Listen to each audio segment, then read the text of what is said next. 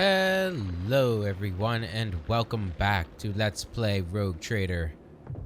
Where last time we had an epic battle against Erlon the Cruel, Voigtveer, Conrad Voigtveer, and the Edge of Dawn.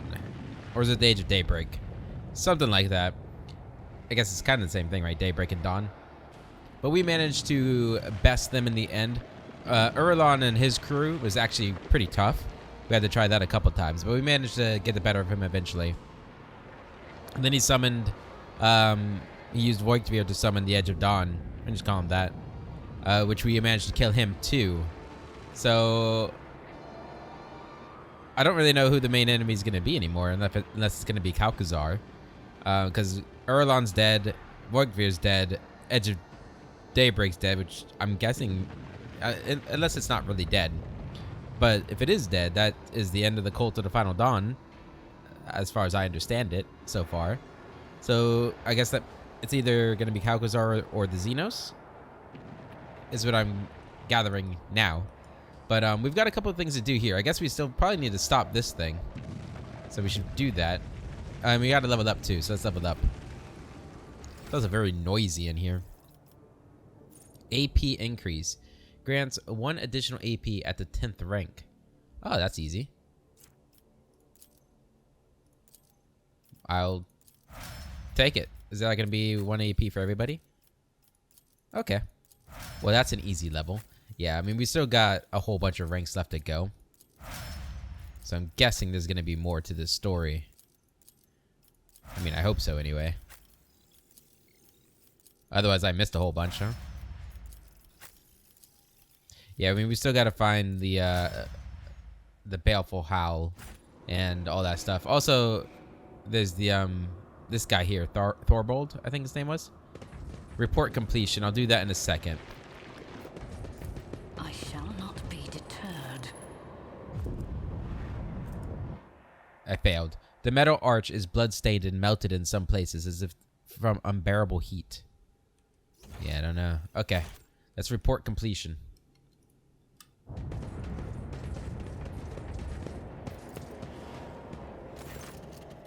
The Voxcaster is producing nothing but static. Hello, can anyone hear me? Put down the Voxcaster receiver. Can anyone hear me? Ashara's voice cuts through the static. Reread, you strike team. This is lift control. Report your status. Erlon is dead. Ashara responds after a brief pause.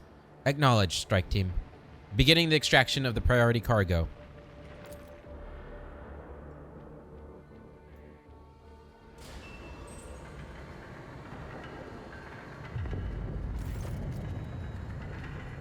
Thorbold Ironhide.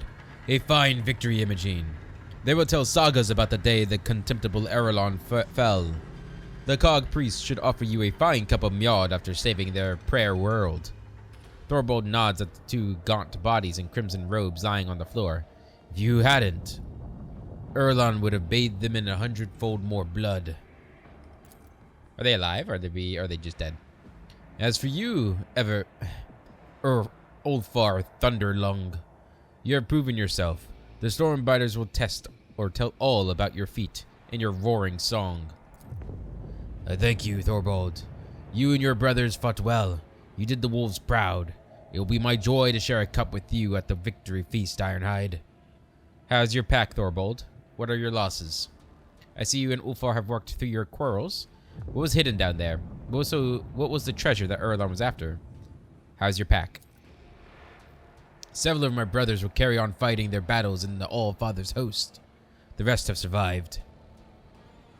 We've shed much of our blood, but a wolf's hide is tough, and his spirit is stubborn. Once you take us down, you better finish us off. The Stormbiters live on this day and the next. I see you and Ulfar have worked things out. It doesn't become a noble warrior to bark at his battle comrade after a good fight. Ulfar Thunderlung has proven the spirit of the Baleful Howl is alive and strong. Then let the ravens fly where he has walked, and let them tear out the bloody harvest left in his wake. May Blackmane guide you. through the blackened night, Ironhide. Know that if your pack calls, the baleful howl will always answer. I love these guys. They're great. What was hidden down there? I know not. Kalkazar's curls did not allow anyone into the hidden arsenals. All we could see is them dragging crates up to the surface. 'Tis the age-old way. We fight, they sweep up the spoils. Thorbold grimly nods at the pair of corpses.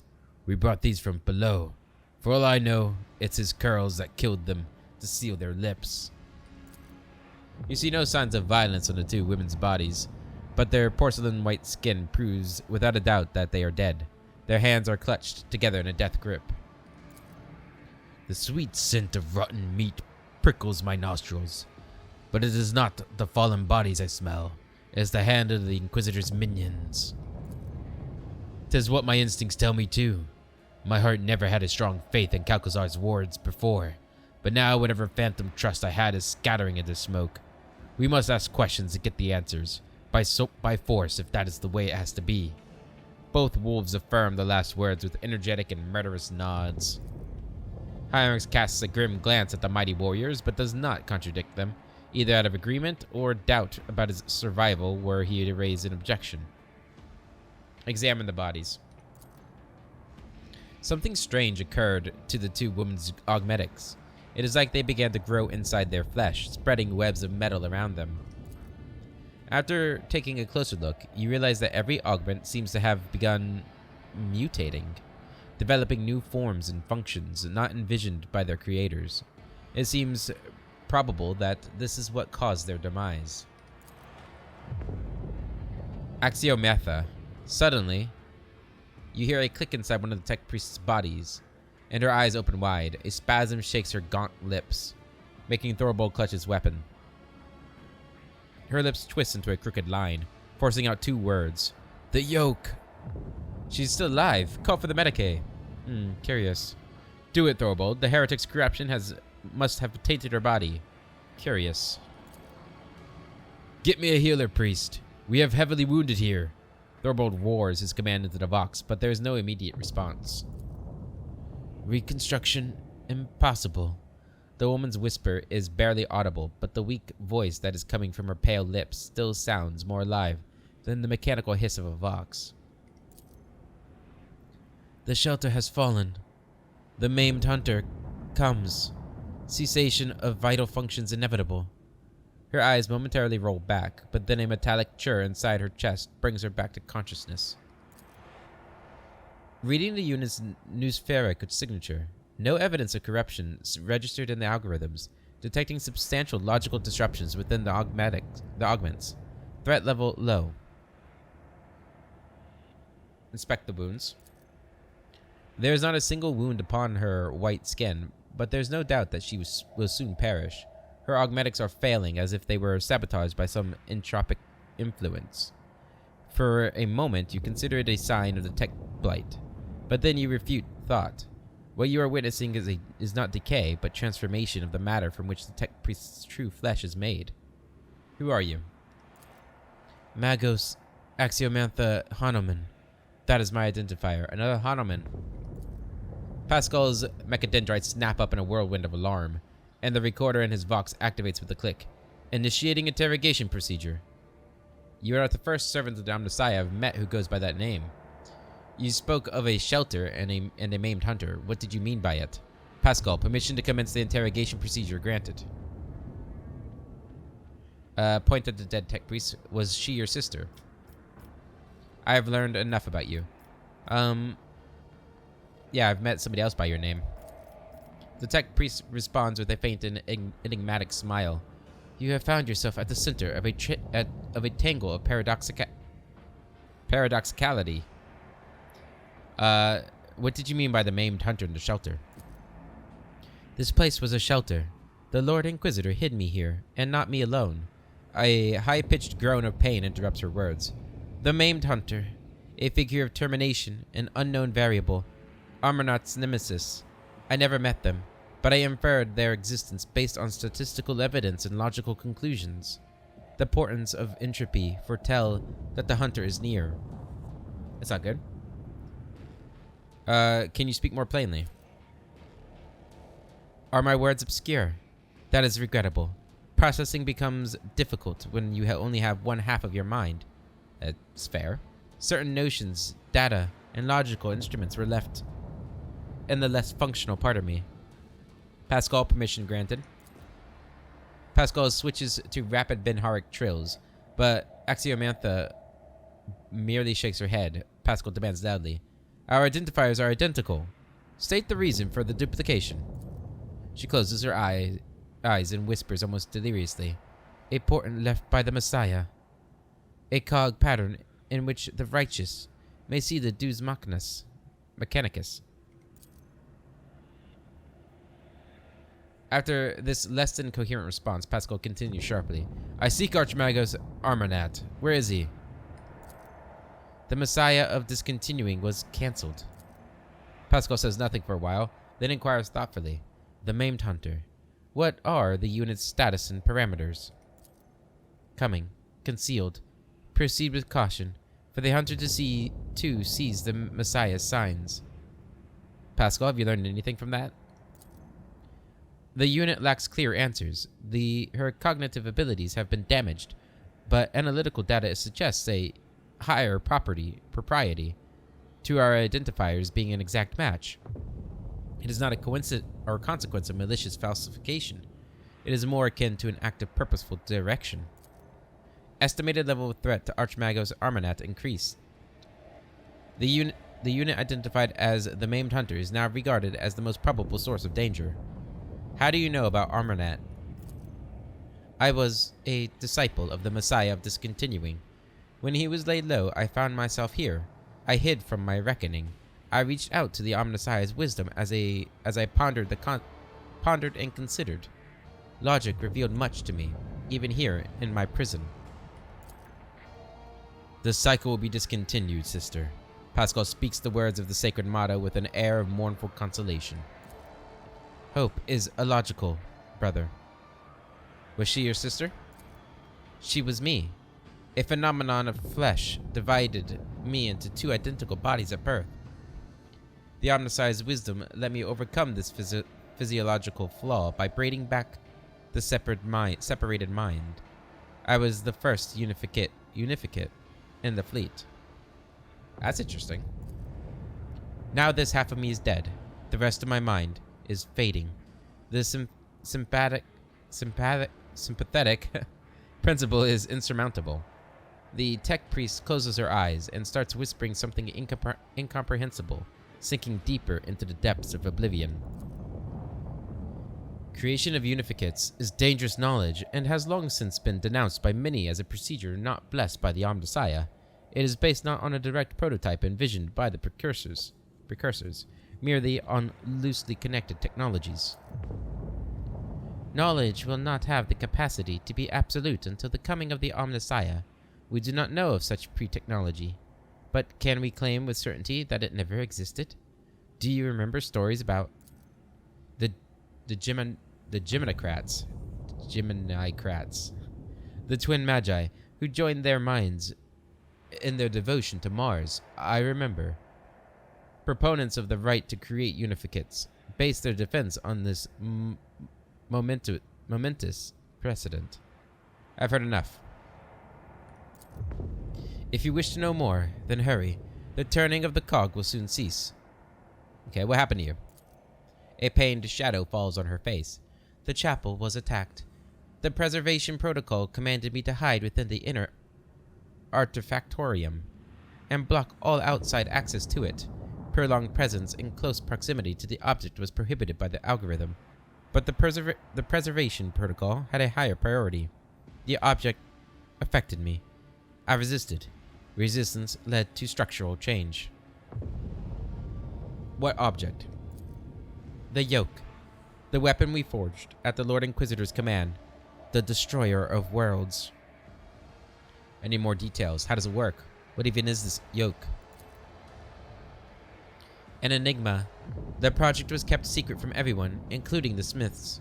We forged fragments of it. It was a tool for controlling energies of staggering power, and it was not the Omnissiah's blessed gifts that served as its foundation.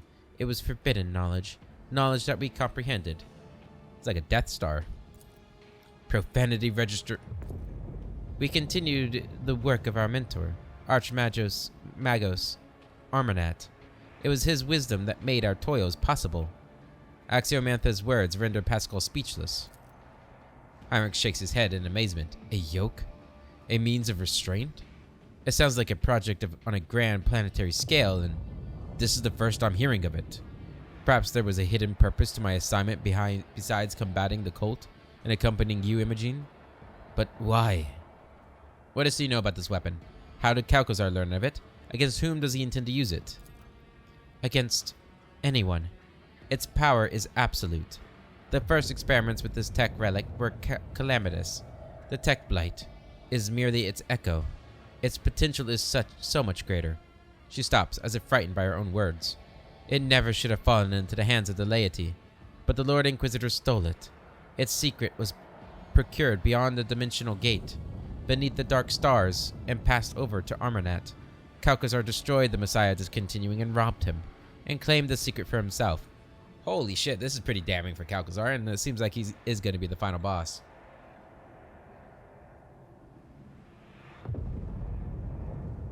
Oh boy. He knows. She points at Thorbold. He was there. Thorbold glances at you in shame. She speaks no lies. The first task the Inquisitor gave us in the Expanse was to destroy a cult of tech heretics.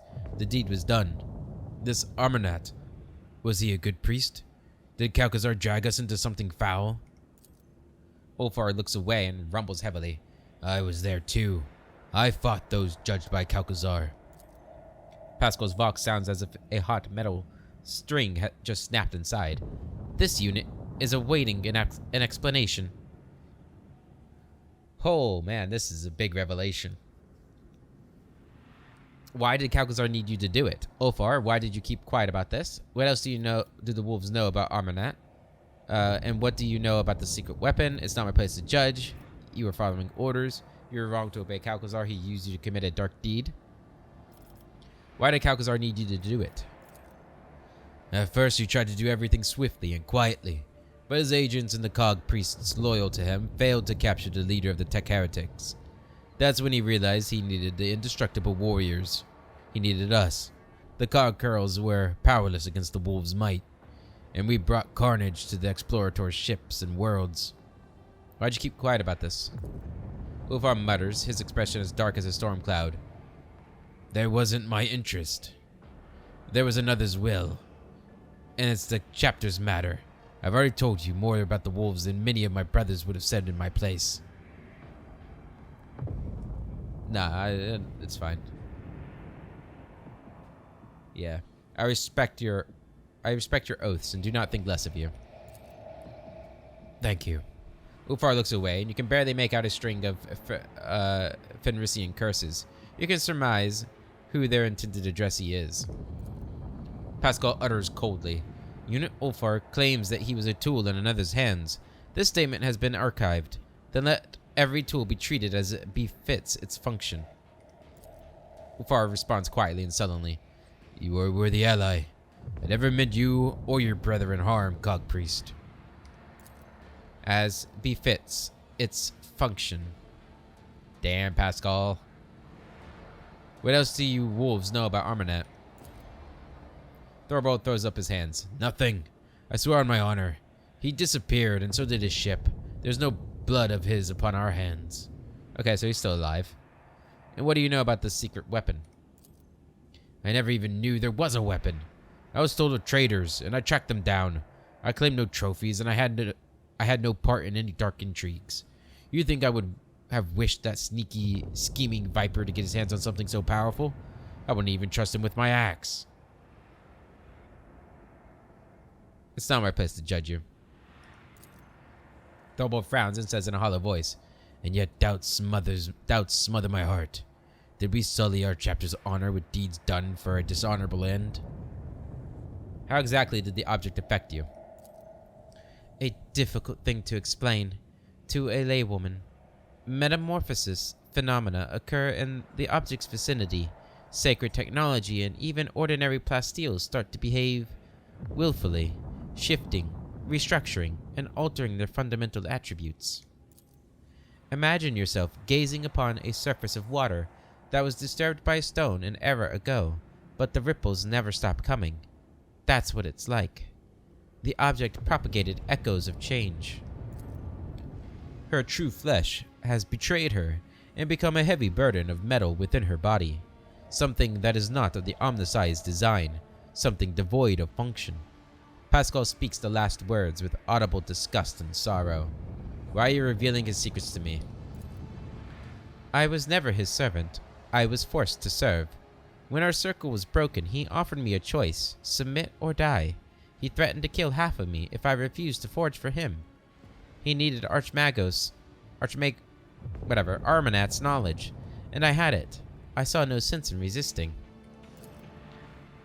You betrayed him too. Yes. Her agreement comes easily with a weak smile. Ethics are an insubstantial construct of emotion. I acted logically. I continued to comprehend rather than terminate my vital functions. I doubt I can learn more. It's difficult to process. Have I fulfilled my duty to the Omnicia? May I rest now? She looks through you like she can no longer see you. You're in need of help. Attempts to slow down the degradation process are irrational, for they only prolong my suffering. I wish to cease to be. Your eyes close. Brother, take my thoughts. I kept them. Keep them now. Her final words are a faint whisper. Knowledge will not fall into oblivion. Taking great care not to ruin the tech priest's features, Pascal reverently extracts the neural cogitator from her skull, then does the same to her sister. The quest for knowledge is the Omniscia's mission to us.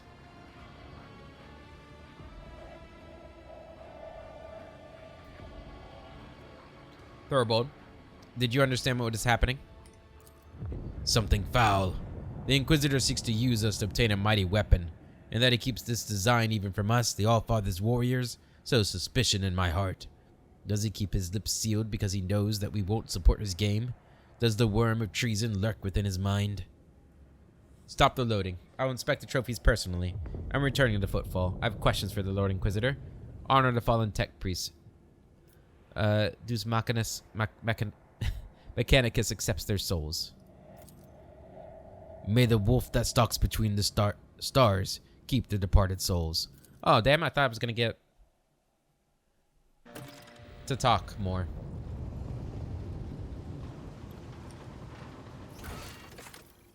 Demand answers from Calcazar. The Lord Inquisitor should be at his headquarters on Footfall, at the Liege's palace. There, the rogue trader will demand answers to all her questions. The bridge, and wait for our agenda to approach. Okay. The world trembles to the ship. Beneath my feet.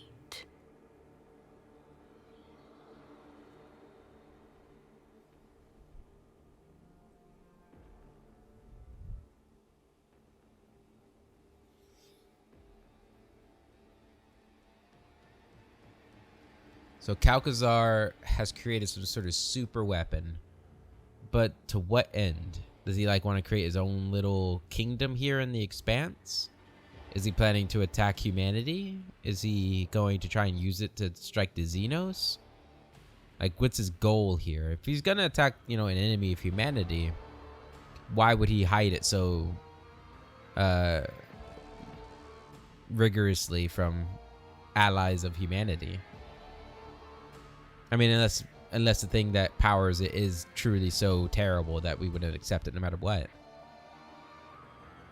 But I mean, we've already kind of learned that they're okay using heresy to a certain degree to get,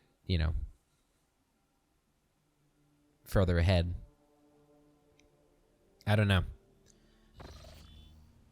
Ice covers the floor, walls, and objects in a dimly lit room. What the hell? What's going on here? The air in the study is cold. Your breath forms clouds of vapor in the air. At the epicenter of the icy emanations is Heinrichs, slumped in one of the chairs next to the regicide board. Heinrichs? The interrogator stares at the playing pieces, immersed in thought, and the hand resting at his jaw is shaking. Heinrichs looks as though He has been drained of blood. The veins on his face stands out starkly against his pallid skin, and his cuff and collar glitter with a fringe of hoarfrost. Kill Heinrichs. What a way to start that fight, huh? Step closer. Don't come any closer. I am dangerous right now. I'm trying to stave off a breach, but I could still hurt you. As soon as you take a step closer, your body is gripped in a prickling vice of unbearable cold. You see ice crystals beginning to snake up Heinrich's legs. He makes the barest motion with his hand. What is happening? The inevitable. A breach. A slip-up. The sorcerous powers have overridden my training and discipline. I snapped. I lashed out and... Heinrich lets out a mournful laugh, moving one of the pieces on the board. I killed someone. It was not planned, and I had no good reason. A junior officer came to me with some idiotic issue, and I snapped. I let the powers get the better of me. He didn't even have time to cry out. He gulps down in air with obvious effort. The breach is ongoing. Warp corruption is pouring off me. I am holding it back as much as I can. You watch the ice around his legs begin to spread. It encases his knees, twisting his garlands of ice around the legs, in garlands of ice around his legs.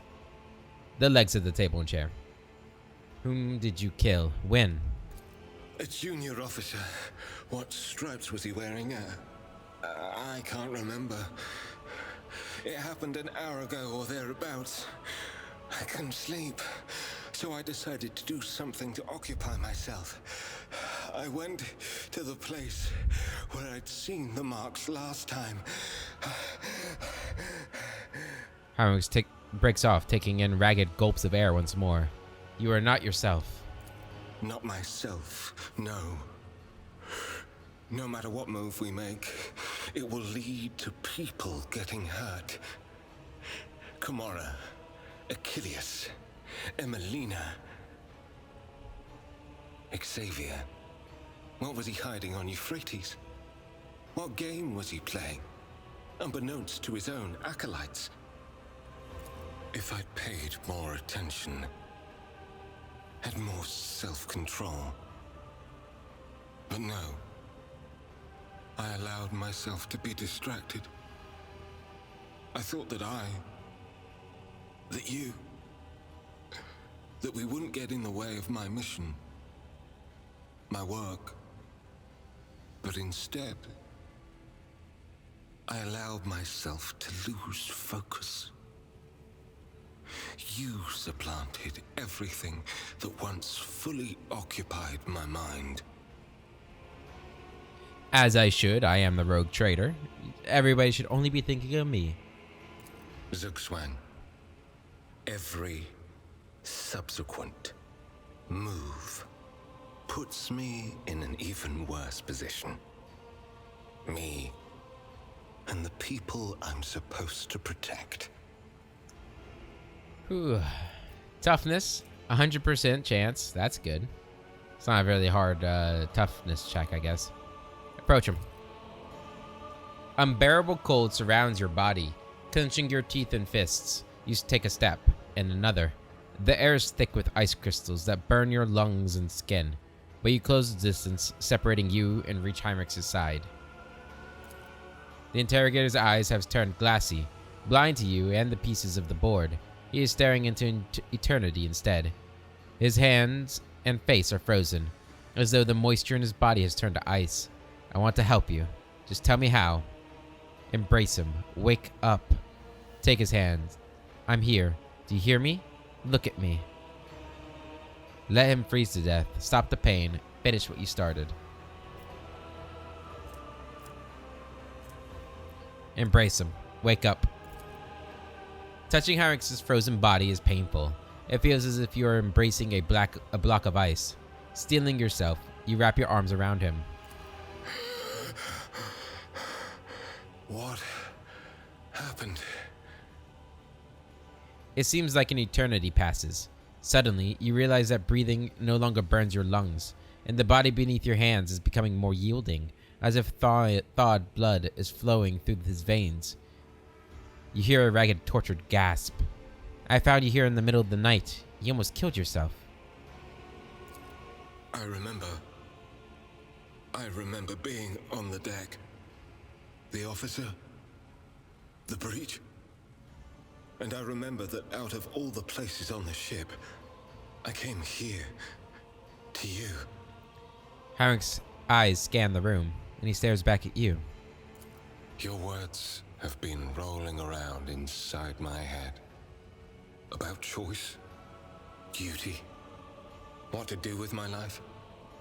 I don't know if it's a weakness or a spiritual defect, but I don't want to give up the short span I have left serving people who squander our lives like coins. Hell yeah.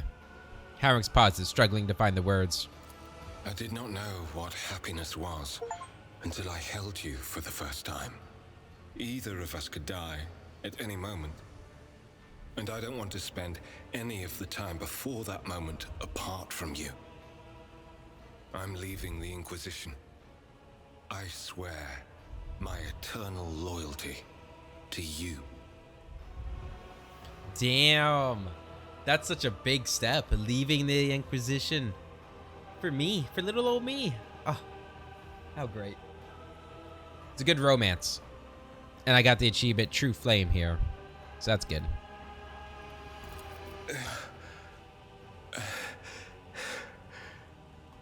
You are incredible.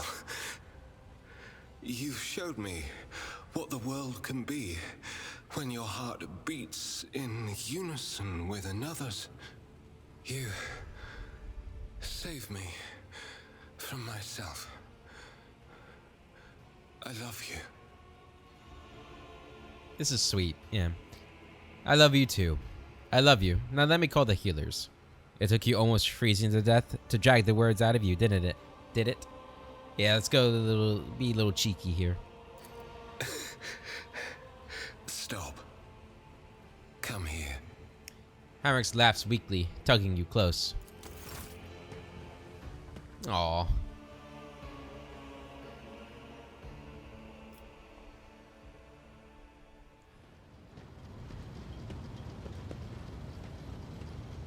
Who's that without a shirt on? Is that Ulfar? Okay.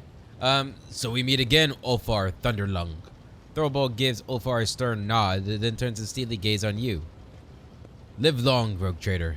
Business has brought us to your Drekkar. The traces of Halbrand's encounter with Ulfar's rock-hard forehead are still fresh on his face.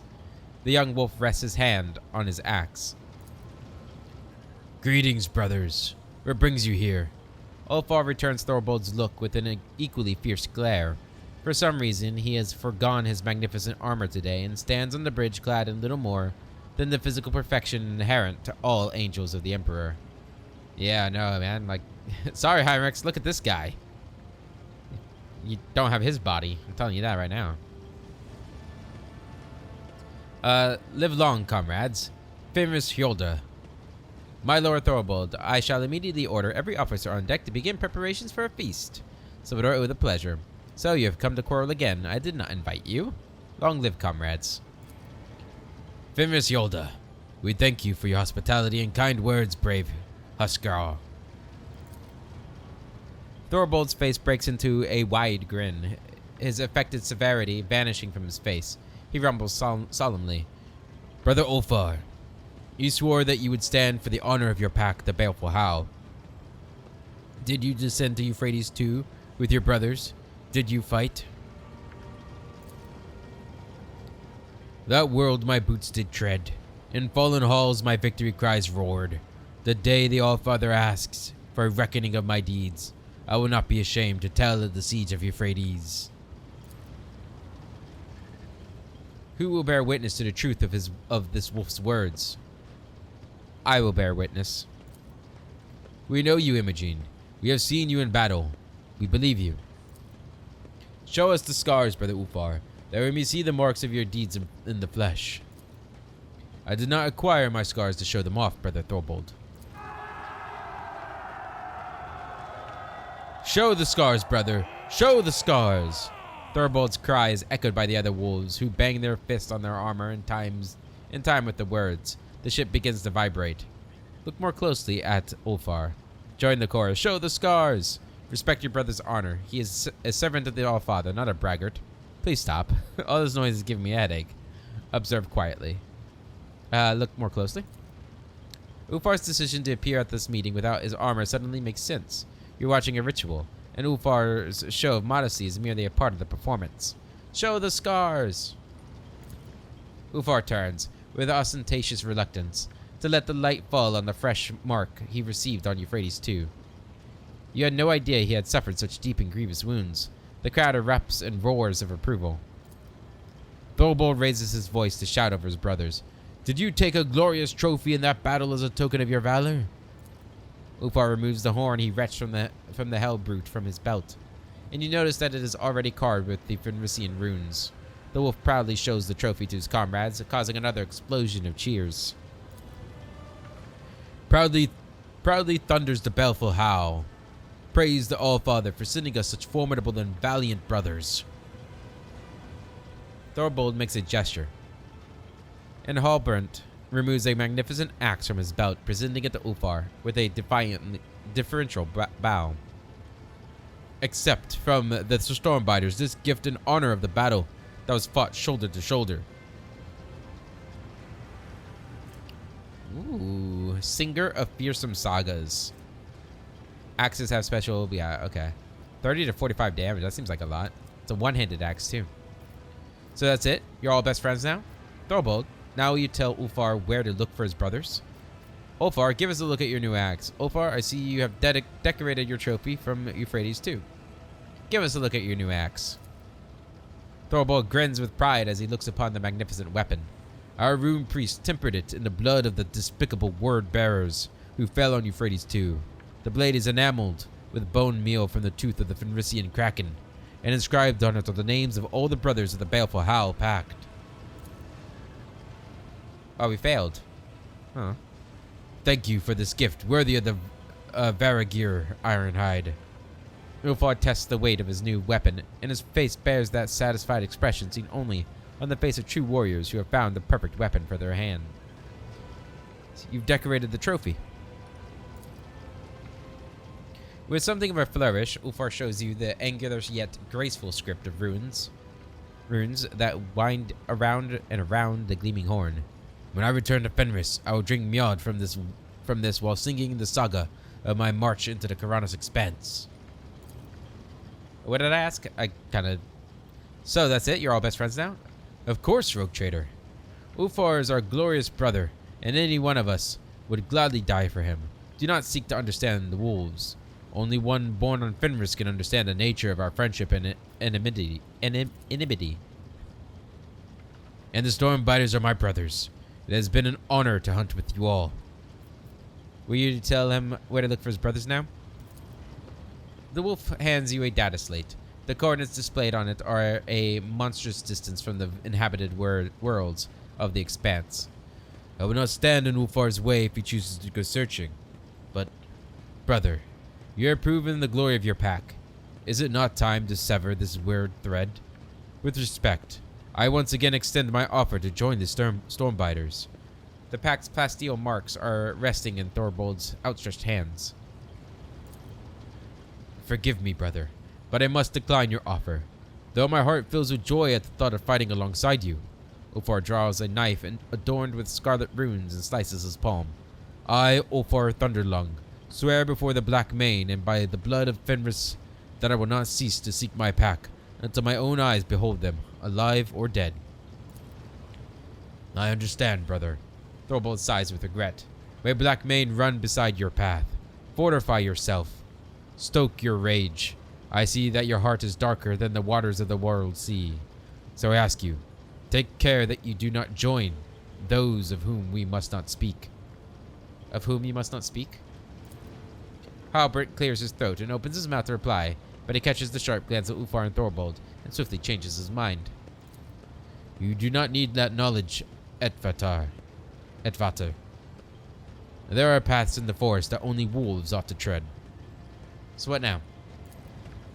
Well, we should probably return to our Drekkar. You sense a question mark at the end of Thorvald's statement. Ulfar's face becomes serious, and he gives you a significant look. I can hardly let the glorious wolves of Fenris leave without first treating them to a fine feast. Ulfar, I would hate to violate any Fenrisian traditions. You see to the arrangements. Very good, farewell. Feast! The wolves burst into shouts of approval, and someone with a gravelly voice starts singing a merry song. No doubt one about massacres and glorious deaths on the battlefield. The kitchen servants here are certainly no match for those serving in the Great Hall on Fenris, but the masters of this Drekkar are not lacking in hospitality or generosity. The small group of space wolves is enough to fill your entire magnificent ship with clamor, shouts, and other portents of the coming feast. A formidable feast in which eating, drinking, and singing will be done the way the wolves do all things, to their last gasp. Beautiful. I love the wolves. They're great.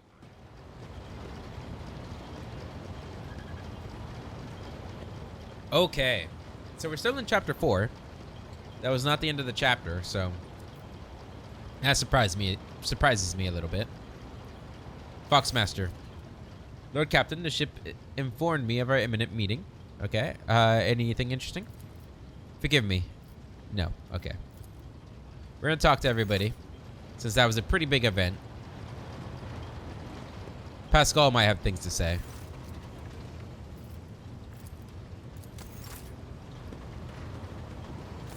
Greetings. I want to talk to you about what you learned during the assault on Euphrates too. Of course. Do you remember the first days of the attack? When we captured one of the heretic commanders? He burned so brightly you could have seen him from anywhere on the battlefield, I'm sure.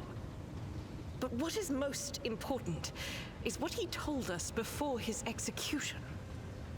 The heretic was one of Conrad Voigtfir's closest henchmen, and he revealed, screaming through the pain, what I had wanted to know for so long. The markers of the route to Salis Prime. The world my heart calls to. The heretics of the Final Dawn tried all they could to stop us, but they failed. Okay, so we have the location for that. Oh no, we still gotta wait. It's weird. Alright, I'll wait. My dear friend, today you have a particularly bright glow of jade and gold around you. Jade have and enjoyed gold. your- That's a good color combination. Let us raise our cups at Vater, in honor of deeds accomplished and in expectation of those yet to come. So now you know where your brothers were heading. What will you do? Help you to deal with the enemies who besiege your home, and then head for the coordinates that Thorvald gave me. Well, I know, Edvater, that you are dauntless, and if I but say the word, you will join me in my seeking. But the place I will voyage to is a perilous one. Few can survive in it, and though duty leads me there, I do not want my debt to be paid with your blood. Where do I want to go though? Has he always had that on his shoulder? I just now realized it if it is new, or if it isn't new. That looks awesome. The wolf on there. If you're willing to talk about yourself, now I am listening. It is wise to hide one's past from a stranger, but shameful to hide it from a friend. Ask away. How did you become an Astartes? I was a seafarer. Every spring we would go out onto the world sea and slay many armed krakens and ravenous sea drakes. And then the season of fire would come, and we would dock on Asaheim to battle for our clan's right to inhabit that land. I was young, but already fierce, and facing down foes twice my size. The chooser of the valiant, who had watched the fateful battle from the cliffs, deemed me worthy and took me to the Fang for healing. My clan was proud. I spent years in training before I passed through the dreaded gate of Mordkai, bowed on the runestones before both his heads, and walked into the Valley of Dreams. As for what I saw there, do not ask me. That is between me and the Death Wolf. The Rune Priest scoured my soul, but found it untouched by corruption. I returned, and I partook of the cup of Wolfen.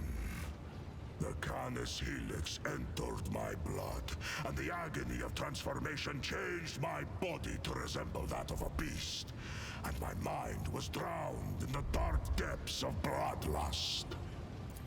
My return from the dark was long and cost me greatly.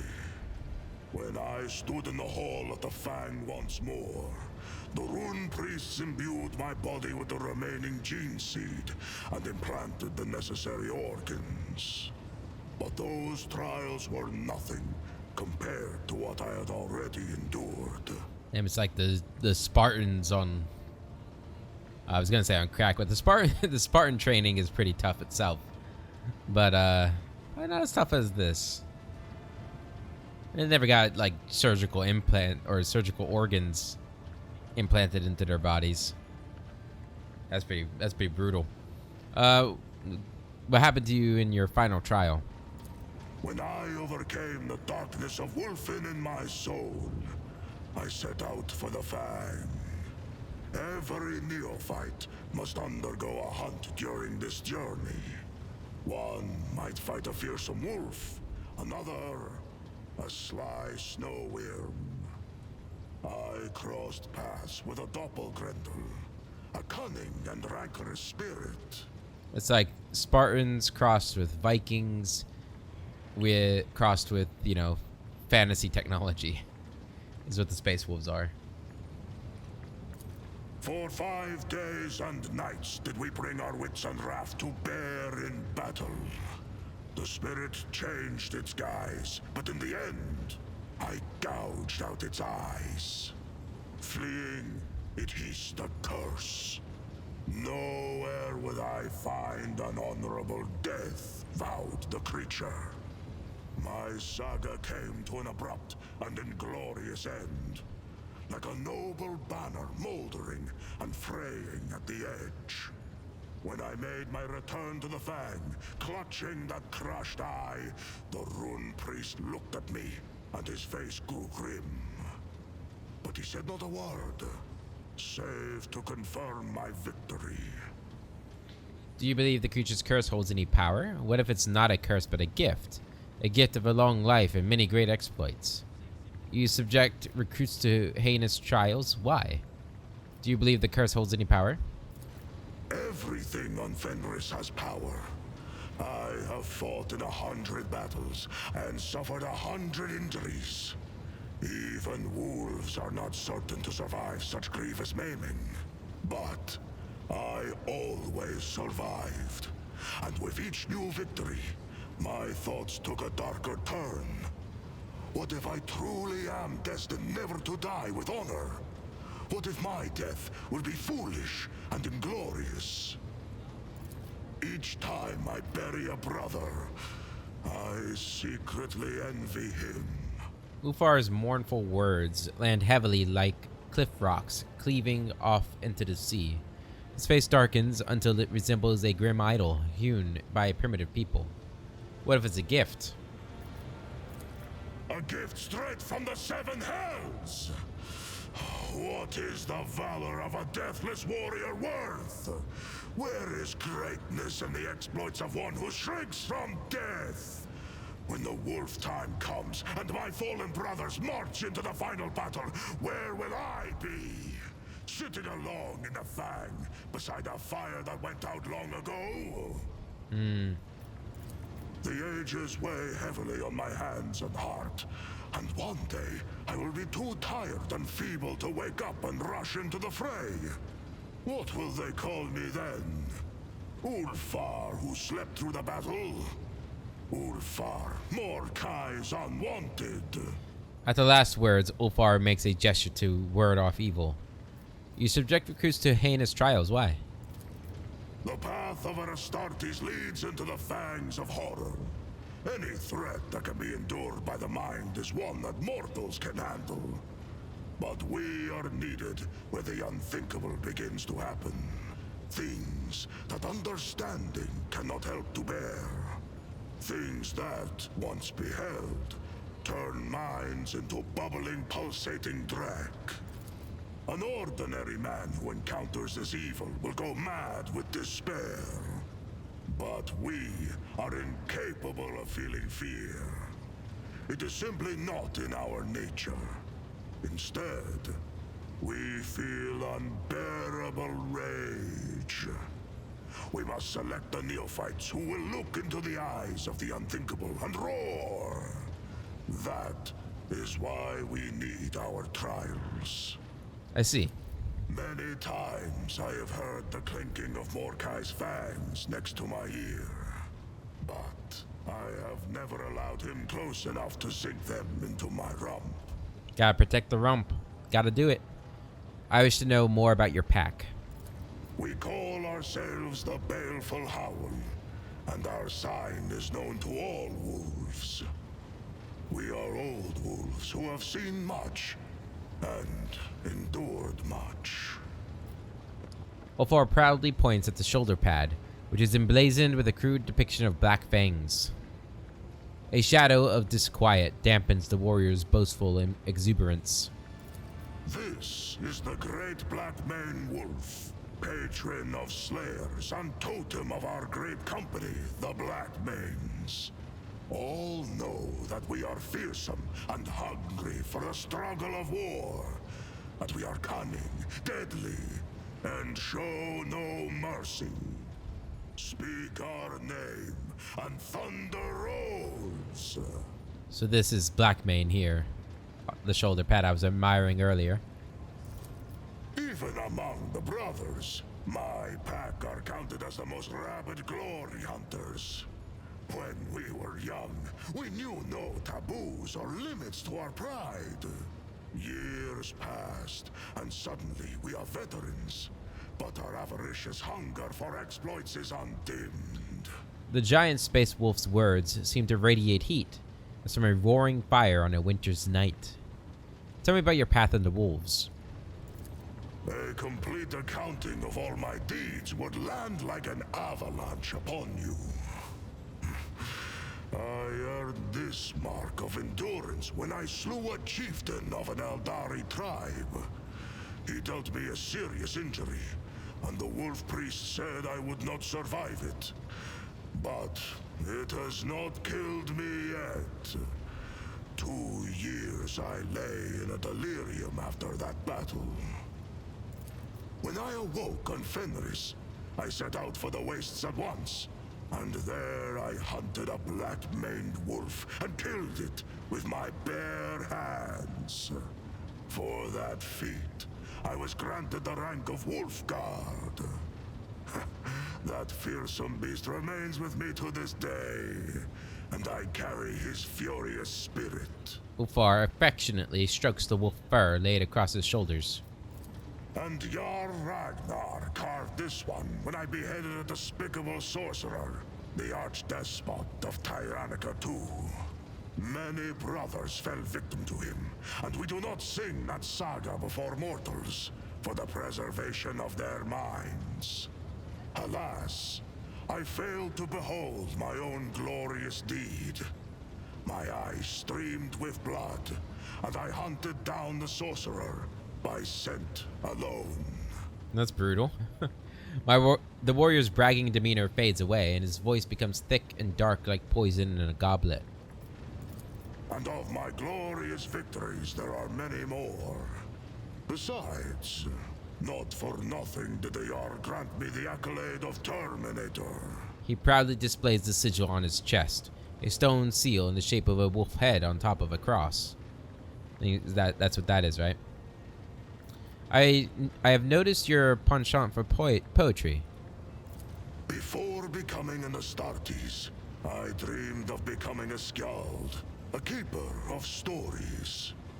At feasts, I often sing of my brother's exploits. Thousands are stored in my memory.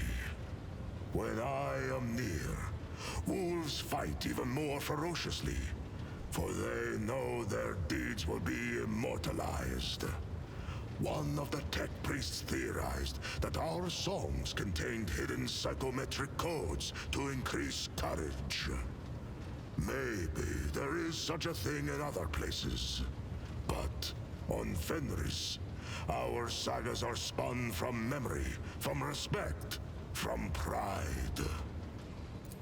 More than words stringing, a secret weaving. Magic in its marrow. Not to ear nor mind, speaks the saga. Its spell sounds deeper strike, and the heart hearkens. Your brothers call you Thunderlung? That is my moniker, yes.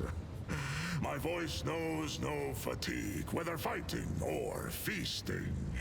I can recite the glorious sagas and terrify foes with my battle cry for hours.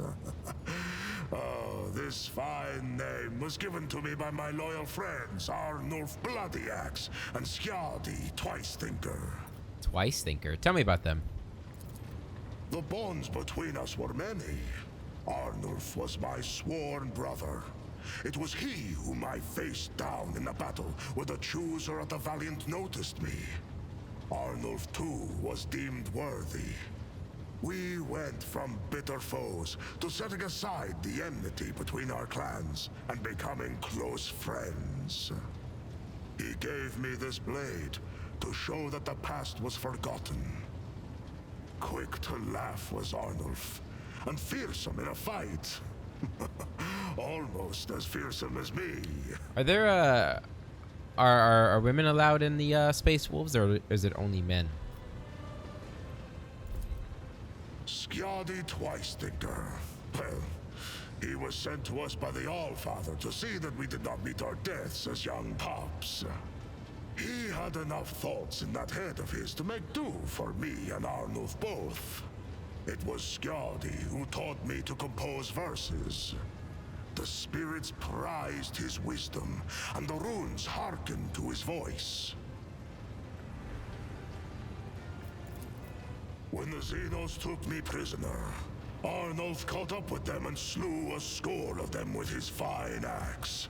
And Skjaldi called down a storm so mighty that the abomination's jet bikes were whipped into the wind's furious currents like leaves.